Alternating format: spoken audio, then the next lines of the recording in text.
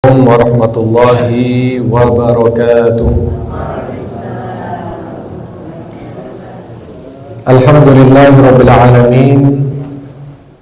Wassalatu wassalamu ala asyrafil anbiya'i wal mursalin, imamul muttaqin wa ala alihi wa sahbihi ajma'in. Amma ba'd. Rabbi shrah li sadri wa yassir li amri wahlul 'uqdatam min lisani yafqahu qawli. Yaqulu tabaraka wa ta'ala fi kitabihil aziz, a'udzu billahi minasy syaithanir rajim. Ya ayyuhalladzina amanu kutiba 'alaikumus siyamu kama kutiba 'alal ladzina min qablikum la'allakum tattaqun.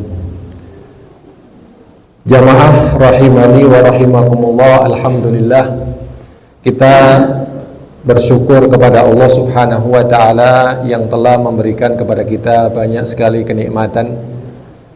Salah satunya adalah kenikmatan usia panjang, yang mana Allah Subhanahu wa ta'ala sampaikan umur kita hingga saat ini, dan sebentar lagi kita akan memasuki bulan suci Ramadan, bulan yang selalu dinanti-nanti kehadirannya oleh seluruh kaum muslimin yang ada di seluruh penjuru dunia. Ini harus kita hadirkan ya, rasa syukur kita kepada Allah Subhanahu wa ta'ala. Karena kalau kita bersyukur kepada Allah Subhanahu wa ta'ala, maka kita akan mendapatkan apa dari Allah? Akan ditambah nikmat tersebut, betul nggak? Kalau kita sadar diri, alhamdulillah, terima kasih ya Allah, Engkau berikan saya usia panjang, terima kasih ya Allah, kita ucapkan itu ya. Kemudian kita praktekkan dengan melaksanakan ketaatan-ketaatan, artinya kita telah bersyukur kepada Allah Subhanahu wa ta'ala dari nikmat itu, sehingga pantas atau layak kita ini akan ditambah kenikmatan itu oleh Allah. Yakni apa? Usia kita akan dipanjangkan lagi oleh Allah Subhanahu wa ta'ala. Bisa jadi kita akan dipertemukan lagi dengan Ramadan yang berikutnya. Makanya itu kita harus bersyukur kepada Allah Subhanahu wa ta'ala atas nikmat usia panjang ini. Dan ketika seseorang itu memasuki bulan Ramadan, artinya Allah menginginkan kebaikan untuknya. Allah akan meninggikan derajatnya, jemaah.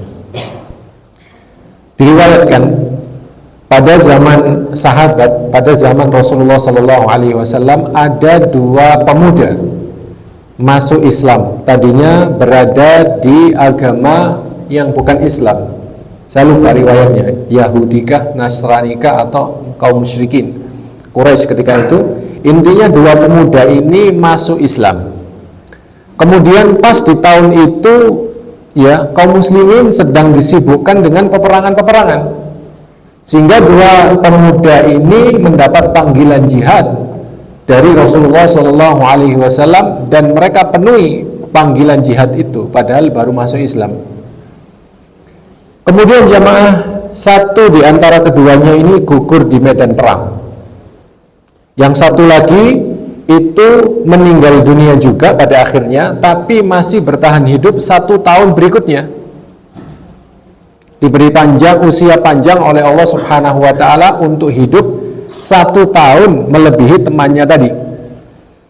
Kemudian sahabat Thalhah radhiyallahu ta'ala anhu itu bermimpi melihat dua pemuda ini seakan-akan berhenti di depan pintu surga. Kemudian di situ ada malaikat. Malaikat ini justru mempersilakan pemuda yang meninggal belakangan, dipersilakan masuk dulu. Kemudian setelah itu baru pemuda yang meninggal pertama tadi di medan perang. Kemudian Thalha berlari ingin masuk juga ke pintu surga itu, kemudian ditahan oleh malaikat. Wahai Thalha, kamu belum waktunya. Kemudian sahabat Thalha ini terbangun ya. Terbangun dan masih teringat jelas mimpinya, sehingga pagi-pagi subuh-subuh itu sahabat Thalha itu langsung menemui Rasulullah dan menceritakan mimpinya. Memang kebiasaan para sahabat itu seperti itu. Kalau melihat mimpi yang menurut beliau ini ada maknanya, ada artinya, itu mereka langsung bergegas kepada Rasulullah dan minta ditafsirkan mimpinya. Karena Rasulullah sendiri yang menawarkan kepada para sahabat, siapa di antara kalian yang tadi malam melihat sesuatu? Sini saya tafsirkan. Ya. Rasulullah itu biasanya seperti itu kepada para sahabat di subuh hari. Ya. Perlu diketahui ya, kultumnya Rasulullah itu di Masjid Nabawi itu ba'da subuh memang. Jadi kajian-kajian Rasulullah, ceramah-ceramah Rasulullah itu seringnya itu ba'da subuh di Masjid Nabawi, karena memang samping rumah Rasulullah persis. Ya. Kemudian sahabat Talha ini menceritakan kepada Rasulullah, kemudian Rasulullah menanggapi, apakah engkau heran dengan mimpimu ini wahai Talha? Iya ya Rasulullah, tentu heran. Kenapa kok orang yang di medan jihad mati mulia ini masuk surganya belakangan, kok justru temannya ini yang mati belakangan ini kok masuk surga dulu? Kenapa ya Rasulullah? Kemudian Rasul mengatakan, bukankah temannya yang hidup lebih lama ini berjumpa dengan bulan Ramadan, dan temannya yang awal yang mati duluan ini tidak berjumpa dengan bulan Ramadan? Iya ya Rasulullah, bukankah orang yang meninggal lebih lama ini dia banyak bersujud di bulan Ramadan, dia puasa di bulan Ramadan, dia mendapatkan Lailatul Qadar mungkin khairun min alfi syahr? Bala ya Rasulullah, iya ya Rasulullah, sungguh derajatnya bagaikan langit dan bumi, kata Rasulullah. Subhanallah. Berarti orang yang masuk di bulan Ramadan memiliki potensi untuk ditinggikan derajatnya oleh Allah Subhanahu wa Ta'ala disebabkan amalan-amalan yang akan dia lakukan nanti. Ya, maka kita bersyukur pada Allah. Mudah-mudahan ini adalah taufik Allah menginginkan kebaikan kepada kita. Kita diberi usia panjang. Ya, kita harus memanfaatkan, bersyukur, memanfaatkan momen Ramadan ini dengan melakukan ketaatan-ketaatan, sunnah-sunnah yang bisa kita lakukan di sana. Dari berbagai ketaatan, puasa yang wajib-wajib, yang sunnah-sunnah, qiyamul lail, tarawih, itu kita maksimalkan nanti di bulan Ramadan. Jamaah rahimakumullah, apa saja persiapan yang harus kita persiapkan ya untuk menyambut bulan Ramadan, karena memang ini adalah bulan istimewa. Rasulullah itu pengumuman kepada para sahabat ketika masuk bulan Ramadan. Beliau katakan apa? Qad ja'akum Ramadan, telah datang kepada kalian Ramadan. Syahrul mubarak, bulan yang penuh dengan keberkahan. Iftaradallahu alaikum siyamahu, Allah wajibkan puasa atas kalian. Tuftahu fihi abwabul jannah, dibuka pintu-pintu surga. Wa tughlaqu fihi abwabul jahim, ditutup pintu-pintu neraka. Wa tughallu fihi syayatin, dibelenggu syaitan-syaitan. Fihi lailatun khairum min alfi syahr, di dalam bulan Ramadan itu ada satu malam yang malam itu lebih baik daripada 1000 bulan. Man hurima khairaha, barang siapa yang diharamkan atau terhalangi dengan kebaikan tersebut, faqad hurim, maka sungguh dia adalah orang yang memang terhalangi dari kebaikan tersebut. Ini Rasulullah pengumuman. Beda dengan masuknya bulan-bulan yang lain. Syaban, Rasulullah tidak mengumumkan pengumuman apa-apa kepada para sahabat. Masuk bulan Rajab, Rabiul Awal, Zulqa'dah, Zulhijjah, biasa saja. Tapi pas Ramadan, Rasulullah pidato pengumuman, qad ja'akum syahrul Ramadan, wahai sahabatku, sudah datang kepada kalian bulan Ramadan. Banyak sekali kebaikan-kebaikan di sana ya yang bisa dikerjakan. Maksudnya apa Rasulullah pengumuman? Ya persiapkan. Rasulullah SAW sampai memberitahu pintu surga dibuka, pintu neraka ditutup, setan dibelenggu. Ya, ini semua dalam rangka ya menyambut bulan Ramadan. Dan Rasulullah gembira di dalam ya menyambut bulan Ramadan ini. Jadi nomor satu persiapan yang harus kita siapkan, nomor satu ada masalah hati, yaitu gembira, senang dengan kedatangan Ramadan, dan jangan sumpek ya dengan Ramadan ini. Ya, sebagian orang mungkin sumpek karena ya Ramadan ada batasan-batasan di sana, tidak bisa makan lagi seenaknya, ya tidak bisa mengumbar syahwat lagi seenaknya, ya sumpek mereka. Tapi orang mukmin tidak begitu. Orang mukmin gembira dengan adanya bulan Ramadan karena dibuka pintu keberkahan yang sangat banyak sekali jemaah. Itu yang pertama ya, jadi bergembira.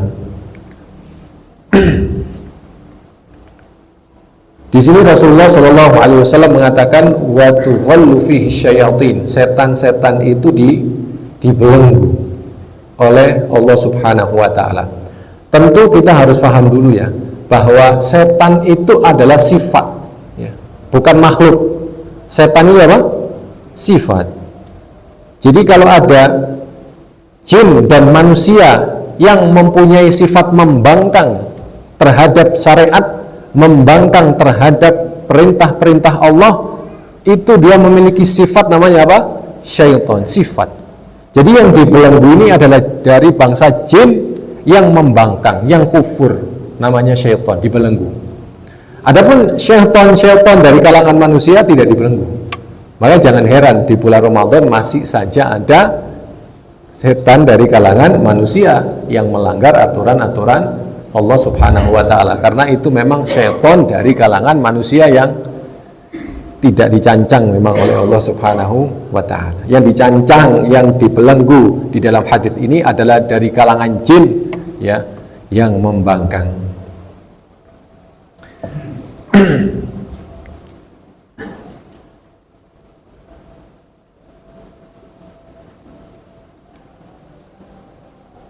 Jamaah rahimakumullah,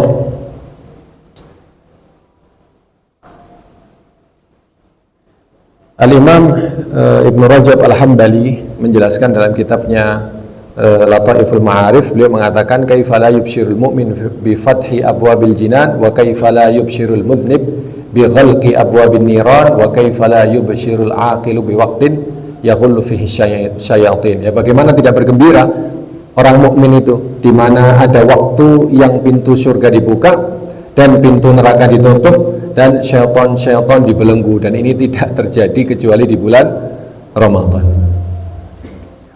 Kemudian yang berikutnya, yang nomor 2, ya, yang perlu kita persiapkan dalam menyambut Ramadan, nomor 2 adalah dengan menyambut bulan Ramadan dengan memiliki pengetahuan ilmu yang mendalam. Nah, ini penting, ya.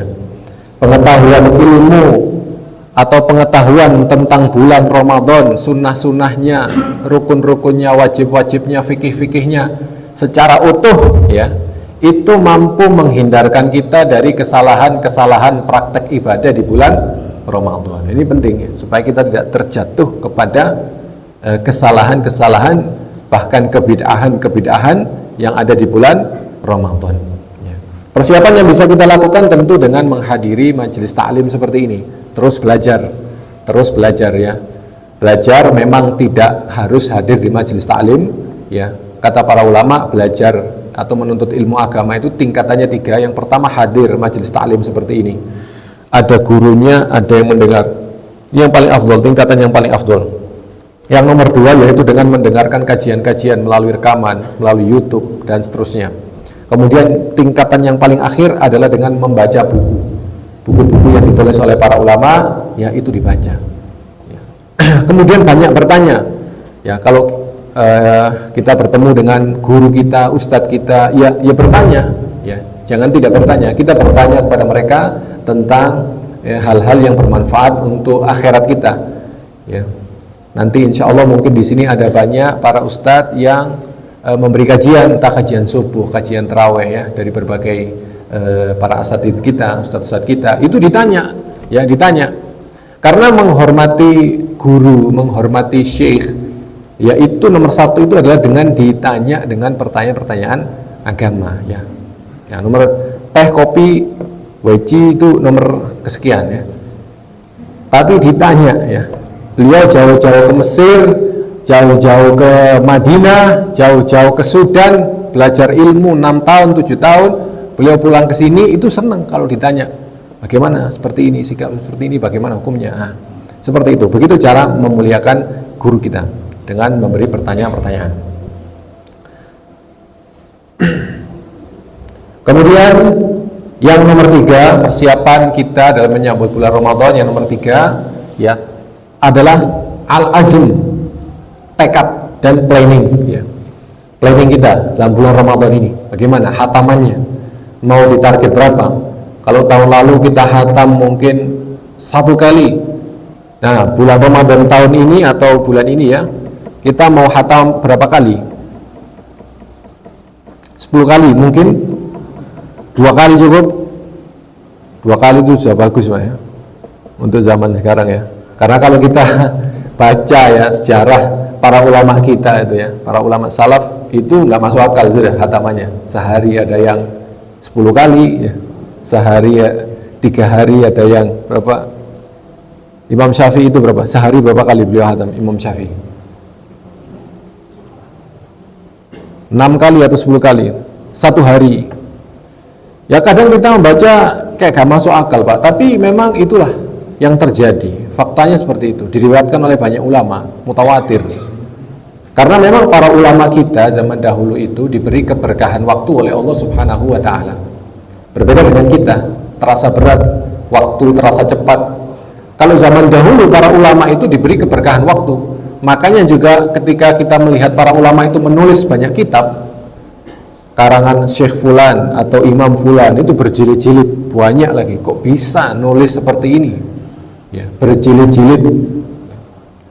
Yang lebih dari itu, kok bisa Imam Fulan berbicara seperti ini, dapat ilham dari mana, padahal masa itu tidak keterbatasan informasi ya di zaman itu, tapi beliau punya ilmu yang subhanallah ya. Kata para ulama, layak ditulis dengan tinta emas. Dari mana beliau datang dengan perkataan seperti ini zaman itu? Luar biasa. Keberkahan ilmu, keberkahan waktu itu yang hilang di zaman sekarang. Ya. Kemudian sedekah, ya. Sedekah di bulan Ramadan ini juga penting Bapak Ibu. Sedekah di bulan Ramadan bukan hanya qiyamul lail ya, tapi sedekah ini juga harus diperhatikan karena Rasulullah SAW itu orang yang paling loman. Dan beliau lomannya itu lebih-lebih ketika datang bulan Ramadan ya. Dan Rasulullah SAW pernah ditanya tentang sodakoh yang paling afdal. Beliau mengatakan as-sodaqatu fi Ramadan, sodakoh yang dikerjakan di bulan Ramadan.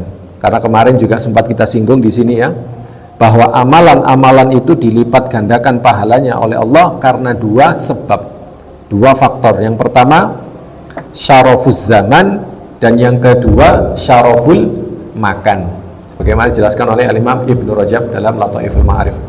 Syarafuz zaman, karena zamannya ini mulia, dilipat gandakan. Amalan apapun yang dikerjakan di situ oleh Allah pahalanya dilipat gandakan karena syarafuz zaman, waktu yang mulia. Salah satunya adalah amalan yang dikerjakan di bulan Ramadan. Yang kedua adalah syaraful makan, mulianya tempat. Tempat mulia di mana Bapak Ibu? Masjid, sama satu lagi yang amalan dilipat gandakan, sholat dilipat gandakan. Di mana? Masjidil Haram di Mekah. Ya, makanya kata para ulama, puasa yang dikerjakan di Mekah itu double-double pahalanya. Dapat syarafuz zaman dan dapat syaraful makan, dilipat gandakan karena waktu yang mulia yaitu Ramadan, dan dilipat gandakan karena tempatnya mulia, puasa di tanah haram. Luar biasa ya. Dan Rasulullah SAW adalah orang yang paling dermawan, jawad. Karena Rasulullah SAW ajwadun nas wa kana yakunu fi Ramadan wa kana ma yakunu fi Ramadan. Jadi Rasulullah itu disifati dengan sifat ajwad. Kalau kita buka kamus, jawad ini kata para ulama ahli bahasa artinya adalah al-infaq min ghairi su'al, ngasih tanpa diminta dulu, itu jawad. Makanya Allah pun punya sifat apa? Jawad, jawadun karimun. Allah maha dermawan ya, maha dermawan. Rasulullah juga kedermawannya itu meningkat ketika berada di bulan Ramadan. Infaq min ghairi su'al, ngasih tanpa diminta dulu, ini jawad ya. Sifat ini harus dilatih, kalau nggak dilatih sulit menjadi orang yang ajwad. Kemudian jamaah rahimakumullah, persiapan yang nomor 4 ya, menyambut bulan suci Ramadan adalah dengan bertaubat kepada Allah Subhanahu wa taala dari dosa-dosa yang belum kita taubati. Mari kita dalam menyambut bulan Ramadan ini bertaubat dari dosa-dosa yang belum kita taubati. Dalam kitab Lataiful Ma'arif lagi, karangan Al-Imam Ibnu Rajab, bahwa seseorang bertanya kepada Ibnu Mas'ud, wahai Al-Imam Ibnu Mas'ud, mana statiul qiyamul lail, kami ini enggak mungkin bisa qiyamul lail, susah kami ini qiyamul lail. Kemudian kata sahabat Ibnu Mas'ud, ya, adatkum dzunubukum, kalian itu terbebani dengan dosa-dosa kalian, banyak dosa kalian ini, makanya kalian susah bangun malam, bahkan susah bangun subuh. Kenapa orang sering subuhnya kesiangan? Karena banyak dosa Bapak Ibu yang tidak disadari, ya kan? Biasanya ibu-ibu, dosa apa aku Ustaz? Saya dosa apa Ustaz? Dia tidak sadar, dia punya dosa yang dia tidak sadari. Dia merasa tidak berdosa. Dari pagi sudah menakno anak, laden bojo, masak, kora-kora, umba-umba, sampai dosa apa aku Ustaz? Keluar pertanyaan semacam ini atau pernyataan semacam ini. Dia tidak sadar bahwa kamu mengangkat suara kepada suamimu, ini dosa enggak? Maksiat enggak ini kamu angkat suara kepada suamimu? Kamu bentak suamimu gara-gara masalah sepele, berdosa enggak ini? Nanti suaminya salah naruh anduk misalnya, dibentak. Suaminya lupa nutup magic jar, kemasukan cecek, nanti dibentak.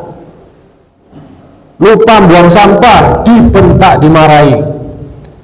Tanpa merasa berdosa, mengangkat suara kepada suami, Bapak Ibu, itu adalah perbuatan dosa maksiat yang butuh taubat di sana.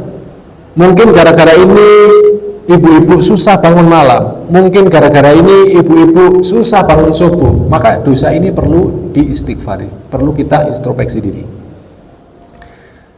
Ya, dosa ini luar biasa, membawa efek buruk yang luar biasa kepada diri kita, kepada ibadah kita. Kita nanti malas beribadah kalau ada dosa yang belum kita taubati. Padahal Ramadan sebentar lagi. Ya. Kita nggak punya keinginan untuk tarawih, kita nggak punya keinginan untuk melangkah ke masjid, males, nggak ada ghirah, nggak ada semangat. Kenapa? Ada dosa yang belum ditaubati. Adatkum dzunubukum, kalian terbebani dengan dosa-dosa itu tadi. Makanya sebelum masuk bulan Ramadan, ya kita bertobat, beristighfar, minta maaf kepada suami kalau ada dosa, ya. Suami juga yang legowo, memaafkan kepada istri, ya. Intinya adalah bertobat, karena tobat kalau tidak kita tobati, lama-kelamaan akan menjadi bala yang turun kepada kita, ya. Sahabat Ali bin Abi Thalib mengatakan, ma nuzzila bala'un illa bidzambin, bala itu tidak turun kecuali karena dosa.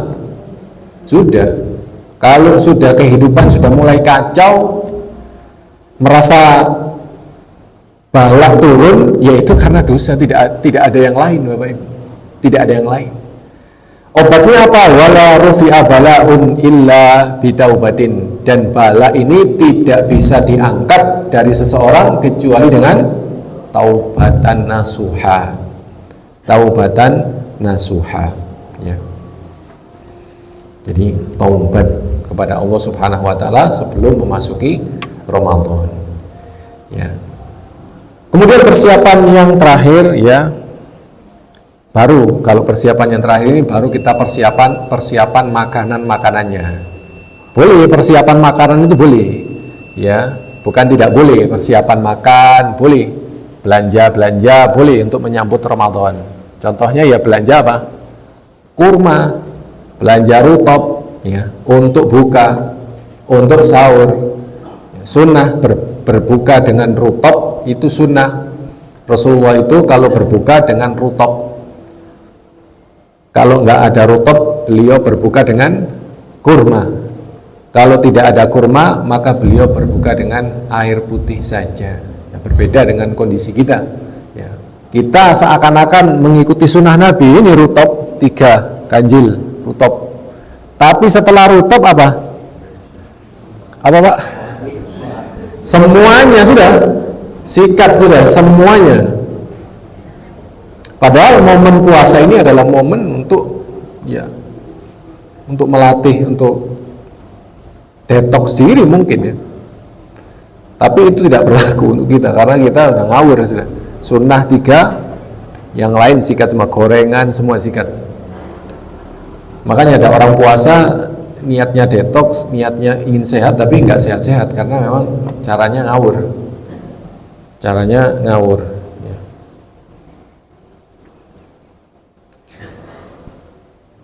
Bapak Ibu jamaah rahimakumullah, Allah Subhanahu wa taala berfirman dalam Quran surat Al-Baqarah, mana ayat ini nanti akan sering kita dengar dari imam-imam tarawih ya. Di mana Allah Subhanahu wa taala mengatakan dalam Quran surat Al-Baqarah, ya ayyuhalladzina amanu kutiba alaikumusiyam kama kutiba alal ladzina min qablikum la'allakum tattaqun. Wahai orang-orang yang beriman, ini perhatikan ya, kita sedikit tadabbur menggali tentang ayat ini. Wahai orang-orang yang beriman, diwajibkan atas kamu berpuasa sebagaimana diwajibkan atas orang-orang sebelum kamu agar kamu bertakwa ya. Allah jelaskan bahwa kita umat Islam bukan satu-satunya umat yang dibebani dengan ibadah puasa ya. Kama kutiba alal ladzina min qablikum, sebagaimana telah ditulis juga diwajibkan oleh kepada umat-umat terdahulu. Di sini Allah jelaskan bahwa puasa Ramadan ini bukan hanya untukmu saja, tapi juga untuk umat-umat terdahulu. Ya. Kenapa Allah katakan seperti ini? Padahal Allah mampu saja tidak menceritakan itu, langsung saja, ya ayyuhalladzina amanu kutiba alaikumusiyam la'allakum tattaqun. Wahai orang-orang yang beriman, diwajibkan atas kalian puasa agar kalian bertakwa. Ngapain Allah Subhanahu wa taala bawa umat terdahulu? Kama kutiba alal ladzina min qablikum. Ya. Kata para ulama ada 2 hikmah yang bisa kita ambil ya. Yang pertama, ya karena keistimewaan amalan puasa ini ya. Sehingga setiap umat diwajibkan melakukan puasa ini ya. Tidak dikecualikan oleh Allah keistimewaan puasa ini. Mau umat yang dulu sampai nanti hari kiamat Allah wajibkan. Kenapa? Karena amalan ini istimewa, punya dampak yang kuat positif terhadap person orang dan kepada masyarakat. Dampaknya bagus ya. Dengan puasa orang latihan sabar. Latihan apa lagi? Latihan sabar ya. Sabar menjalankan ketaatan, sabar meninggalkan yang haram, dan juga latihan kepekaan terhadap kesulitan yang dirasakan oleh orang lain. Latihan ikhlas ya, punya dampak positif dalam pribadi seseorang ataupun masyarakatnya. Karena inilah amalan Ramadan ini atau puasa Ramadan ini istimewa dan diwajibkan menyeluruh kepada seluruh umat. Ini yang pertama. Yang kedua, untuk meringankan, lit takhfif, untuk meringankan ya. Jadi tidak hanya umat Islam saja yang diberi beban puasa ini, tapi Allah menceritakan bahwa umat-umat dulu juga kami bebankan puasa ya, untuk meringankan saja ya. Ya artinya yang soro gak kita tok gitu loh. Yang soro gak kita tok ya. Sebulan penuh puasa, ini kan lumayan ya. Itu tidak kita aja, tapi umat-umat terdahulu ya, itu diwajibkan juga oleh Allah Subhanahu wa taala ya. Karena mungkin zaman itu soro Bapak Ibu. Karena ayat puasa ini, wajibnya puasa ini, para sahabat itu melakukan puasa Ramadan di tengah-tengah perang apa? Badr.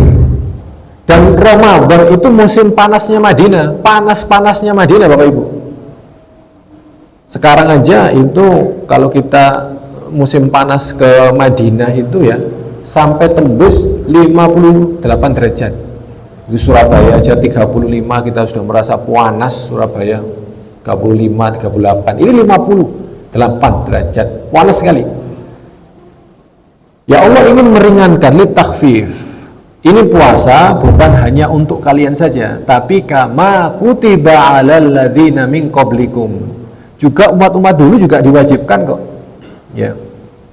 Karena kadang kan kita merasa begitu, kok aku tok. Misalnya ini kompleks ini. Ya. Itu yang rumahnya mati, rumahnya Pak Talib. Yang lain nyala, rumahnya nyala. Pak Talib tok rumahnya mati. Pak Talib bingung, kok omahku tok sing mati, liyane kok muru kabeh. Tapi kalau menyeluruh mati, gak tenang dia. Gak tenang. Ternyata semua mati, gak aku tok sing soro, kabeh mati. Walaupun kita tidak boleh bergembira dengan kesengsaraan yang diderita oleh sesama muslim, gak boleh, ya. Ada ulama dia itu istighfar kepada Allah, minta ampun kepada Allah selama 20 tahun karena ingat-ingat dosa itu, dia merasa berdosa. Kenapa? Jadi dia bangun pagi subuh diberitahu semua pasar kebakaran kecuali rukumu. Dia langsung mengatakan Alhamdulillah. Dengan berjalannya waktu dia merasa bersalah mengucapkan Alhamdulillah itu. Kok saya seneng? Sementara tetangga saya kanan kiri rukonya kebakaran semua, orang-orang Islam semua ini bersedih.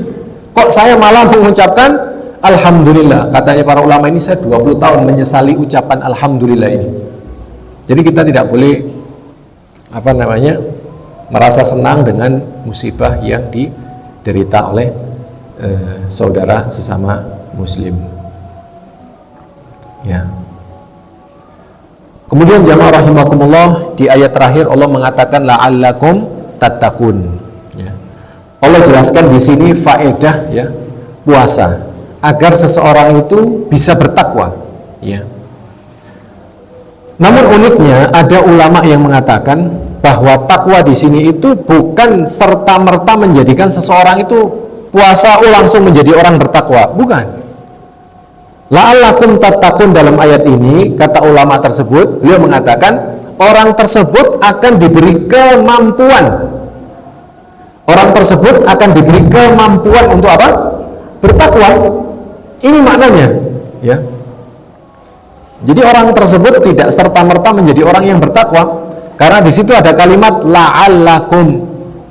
Jadi kalimat la'alla ini dalam bahasa Arab itu artinya itu namanya itu harfun i'dad wa tahyi'ah, persiapan.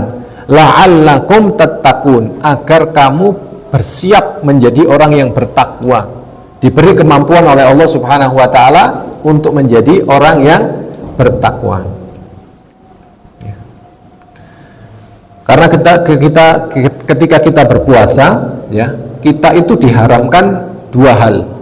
Yang pertama, keharaman yang asli, yang memang ini haram, asli haram, tidak boleh kita amalkan, seperti riba, berzina, mencuri. Dan juga keharaman arid namanya. Keharaman arid aslinya halal, tapi gara-gara Ramadan kita diharamkan. Ya. Makan, minum, berhubungan suami istri itu kan halal, tapi karena Ramadan kita diharamkan. Jadi double kita menjauhi keharaman di bulan Ramadan ini, dua, haram yang asli dan haram yang arid. Tadinya halal tapi jadi haram, ya. Maka orang itu dilatih menjauhi haram dua ini, ya. Jika dia sukses menjalankan haram yang arid ini tadi, maka insya Allah kedepannya dia akan sukses menjauhi haram yang asli, ya. Mereka akan siap, ya, dilatih selama 1 bulan penuh. Ketika sudah selesai Ramadan, masuk Syawal, mereka akan siap menjadi orang yang bertakwa. Nah, bukti penguat penafsiran ini, ya, adanya muka-muka baru di bulan Ramadan, adanya wajah-wajah baru di bulan Ramadan yang tadinya kita tidak pernah melihatnya. Oh, Masya Allah, sekarang kok jadi ahli masjid, dulu kemana aja? Wajah-wajah baru yang hadir ketika Ramadan itu datang, ya. Maka wajar jamaah rahimakumullah, wajar, karena memang di bulan Ramadan itu hawa-hawa keimanan itu sedang naik. syaitan-syaitan dibelenggu, pintu surga dibuka, rahmat Allah dibuka, Allah obral surganya setiap malam, pintu neraka ditutup, ya orang semangat untuk mengerjakan apa? Amal soleh dan mendatangi masjid. Ya. Ini isyarat jamaah rahimakumullah, isyarat bahwa orang tersebut diberi kemampuan untuk takwa agar dia sempurnakan itu setelah Ramadan. Nanti setelah Ramadan wajah-wajahnya sedikit, yang istiqomah sedikit, berarti dia tidak mampu. Yang diberi kemampuan oleh Allah Subhanahu wa Ta'ala, yang sudah terlatih di bulan Ramadan, itulah yang akan menjadi orang bertakwa di bulan Syawal dan seterusnya sampai mati insya Allah. Ya. Kemudian jamaah rahimakumullah,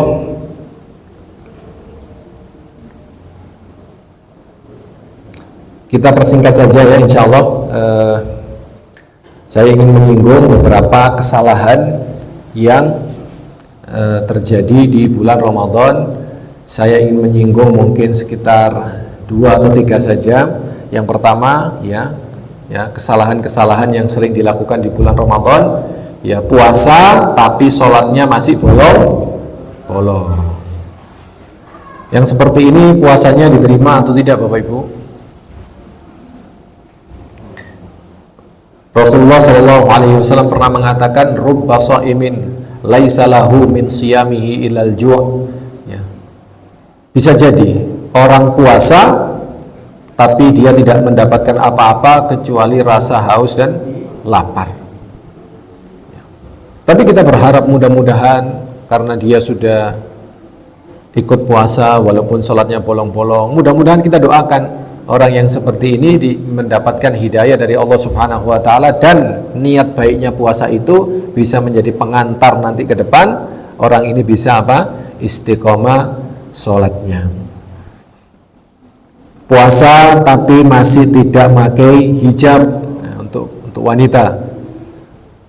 Puasa tapi tidak berhijab. Kenapa Anda puasa? Kan wajib, perintah dari Allah. Nah, menutup aurat, hijab juga wajib. Kenapa Anda ikuti perintah Allah yang ini dan tidak ikuti perintah Allah yang itu? Ya ayyuhalladzina amanu udkhulu fis silmi kafa. Masuklah Islam, berislamlah secara kafa. Jangan setengah-setengah. Kamu alhamdulillah telah memenuhi permintaan Allah yang satu dan tinggal memenuhi permintaan Allah yang lainnya. Maka kasusnya ya sama seperti orang yang puasa tapi sholatnya bolong-bolong ini. Kita doakan semoga mendapatkan hidayah dan kita apresiasi sudah mau puasa. Mudah-mudahan puasanya akan mengantarkan dia kepada takwa, ya, sehingga dia bisa menutup celah-celah yang kurang-kurang itu tadi. Ya. Jadi puasa tapi masih melakukan hal yang diharamkan oleh Allah, ini perlu kita waspadai, termasuk dosa riba dan lain sebagainya. Kemudian jamaah rahimakumullah, yang tak kalah penting isu tentang tidak berhenti makan ketika azan fajar sudah dikumandangkan. Nah ini ya, tidak berhenti makan ketika azan fajar sedang dikumandangkan. Ya. Sudah banyak memang videonya ya, dari ustadz-ustadz yang ada di YouTube itu mengatakan bahwa kalau sudah azan fajar dan kita sedang makan, lanjutkan aja, nggak ada masalah, lanjutkan aja, santai aja sampai azannya itu selesai, teruskan aja makan minumnya. Mereka membawa dalil dari Sunan Abi Dawud, di mana Rasulullah SAW pernah mengatakan, idza sami'a ahadukumun nida wal ina'u ala yadihi fala yad'uhu hatta yaqdi hajatahu minhu. Jika salah seorang dari kalian itu mendengar azan dan piring sedang di tangannya, maka jangan diletakkan hingga ia menghabiskan makanan tersebut. Bagaimana kita menanggapi hadis ini?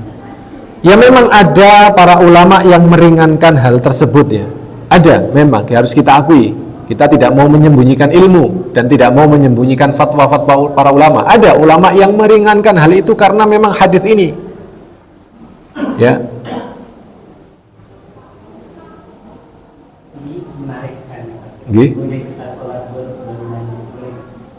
Materinya sudah mau habis. Ini terakhir mungkin.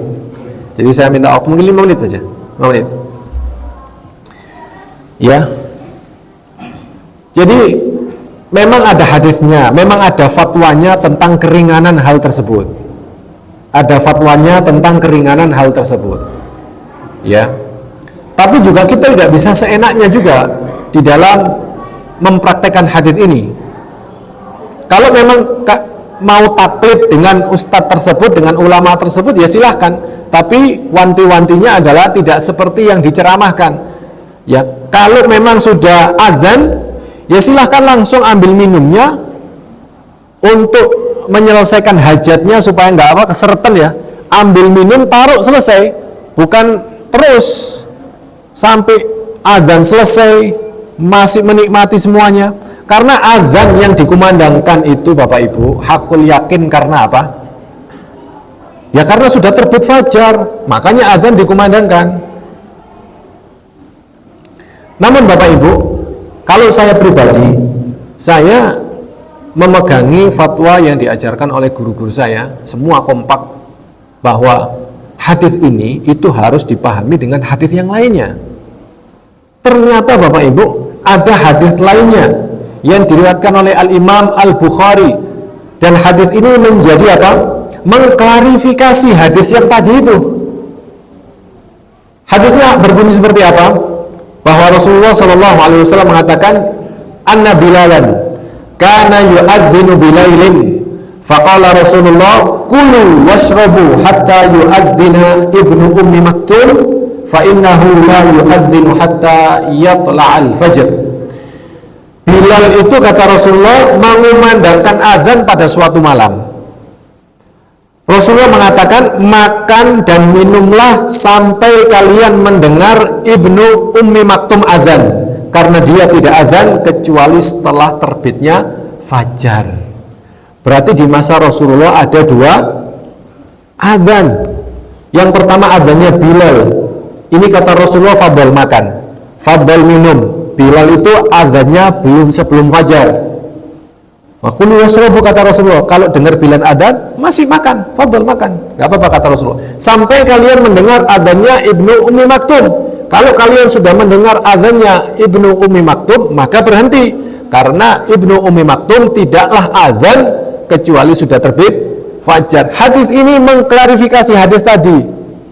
Begitu fatwa yang diajarkan oleh ulama-ulama kami, ya, tentang memahami ayat ini, dan itu yang kami pegang.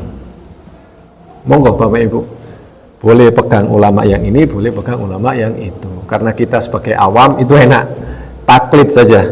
Ya, kita sebagai awam itu taklid. Tapi demi kehati-hatian, kalau saya pribadi saya memegangi pendapat yang nomor 2, bahwa tetap tidak boleh kalau sudah azan taruh Bapak Ibu. Makan minum ditaruh Bapak Ibu kalau sudah azan.